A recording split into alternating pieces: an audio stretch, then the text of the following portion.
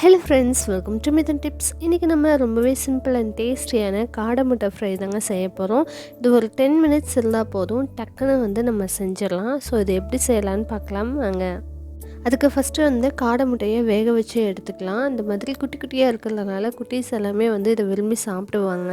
So இப்போ வேக வச்சு எடுத்தாச்சு. அதுக்கப்புறமா ஒரு அயன் கடாயில் கொஞ்சமாக எண்ணெய் விட்டுக்கலாம். எண்ணெய் சூடானதுக்கப்புறமா கடுகு 1 டீஸ்பூன், சோம்பு 1 டீஸ்பூன் சேர்த்துக்கலாம். கடுகு சோம்பு நல்லா பொரிஞ்சதுக்கப்புறமா ஒரு பெரிய சைஸ் வெங்காயத்தை பொடியாக நறுக்கி வச்சுருக்கேன், அதை வந்து இது கூட சேர்த்துக்கலாம். அது கூட ஒரு கொத்து கருவேப்பிலையும் சேர்த்துக்கலாம்.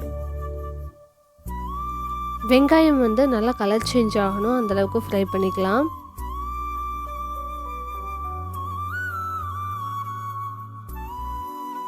இப்போ இந்த அளவுக்கு வெங்காயம் நல்லா வதங்கினதுக்கப்புறமா நம்ம பெரிய தக்காளி ஒன்று இந்த மாதிரி பொடியாக நறுக்கி வச்சுருக்கோம், அதையும் இது கூட சேர்த்துடலாம். வெங்காயம் தக்காளி இது ரெண்டும் நல்லா வதங்கி வரணும். இப்போது வெங்காயமும் தக்காளியும் நல்லா வதங்கி வந்ததுக்கப்புறமா காரம் வந்து நம்மளுக்கு தேவையான அளவுக்கு சேர்த்துக்கலாம். இப்போது நான் வந்துட்டு 1 டீஸ்பூன் அளவுக்கு குழம்பு மிளகாய் தூள் சேர்த்திருக்கேன். நீங்கள் இன்னும் ஸ்பைஸியாக வேணும் அப்படின்னு நினச்சிங்கன்னா இன்னும் கொஞ்சம் கூட சேர்த்திக்கோங்க. அதுக்கப்புறம் ஒரு 1/2 டீஸ்பூன் அளவுக்கு சக்தி மசாலாவோட பெப்பர் சிக்கன் மசாலா வந்து நான் ஆட் பண்ணியிருக்கேன். இதோட டேஸ்ட் வந்து பொதுவாகவே எனக்கு ரொம்பவே பிடிக்கும், அதுக்காக நான் இதை சேர்த்திருக்கேன். இது பிடிக்கலங்கிறவங்க நீங்கள் கரம் மசாலா கூட சேர்த்துக்கலாம். பெப்பர் சிக்கன் மசாலா நீங்கள் ஒன்ஸ் ட்ரை பண்ணி பாருங்கள், உங்களுக்கும் பிடிக்கும்.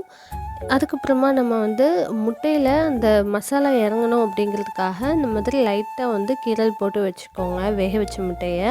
அதுக்கப்புறமா இந்த பச்சை வாசனை எல்லாம் மசாலா தூள்லேருந்து போனதுக்கப்புறமா கொஞ்சமாக தண்ணி விட்டுக்கலாம். ஒரு 1/2 டம்ளர் அளவுக்கு தண்ணி வந்துட்டு நம்ம இந்த மசாலா கூட ஆட் பண்ணிக்கலாம். அப்போ தான் நம்ம பாயில்டு எக் ஆட் பண்ணும்போது அந்த முட்டைக்குள்ளே அந்த மசாலா எல்லாமே வந்து இறங்கும். அதுக்காக முட்டையில் பார்த்திங்கன்னா ஒரு 3 சைடு அல்லது 4 சைடு அளவுக்கு லேசான கீரல் போட்டுக்கோங்க.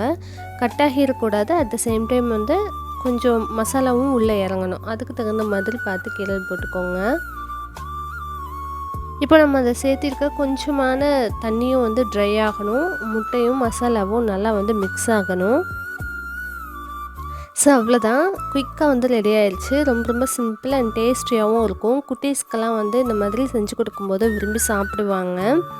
இதை வந்து சப்பாத்தி கூடவும் சைட் டிஷ்ஷாக வச்சு சாப்பிட்லாம், அல்லது ரசம் சாதம் இது கூட எல்லாம் நம்ம டக்குன்னு செய்யணும் ஒரு ரெசிபி அப்படிங்கும்போது இந்த ஃப்ரை வந்து நம்ம ஈஸியாகவே இருக்கும். எல்லா மசாலாவும் நம்ம இன்ஸ்டண்ட்டாக வச்சுருக்கிறதுனால நம்ம டக்குன்னு செஞ்சிடலாம், டேஸ்டியாகவும் இருக்கும். நீங்களும் ட்ரை பண்ணி பார்த்துட்டு எப்படி வந்துச்சுன்னு சொல்லி கீழே கமெண்ட் பண்ணுங்கள். தேங்க்யூ.